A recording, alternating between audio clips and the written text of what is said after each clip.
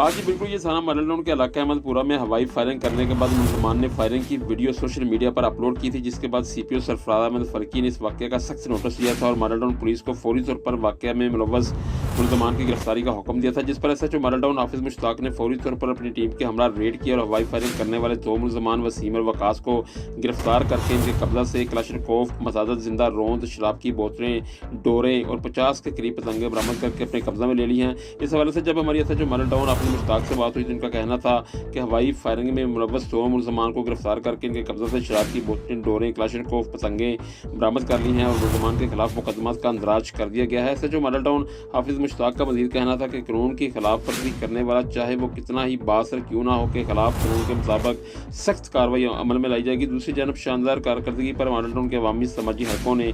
Model town police को भरपूर खराज तहसीन पेश किया है और मुलजमान की गिरफ्तारी पर सीपीओ सरफराज अहमद फरकी का शुक्रिया अदा किया है। जी।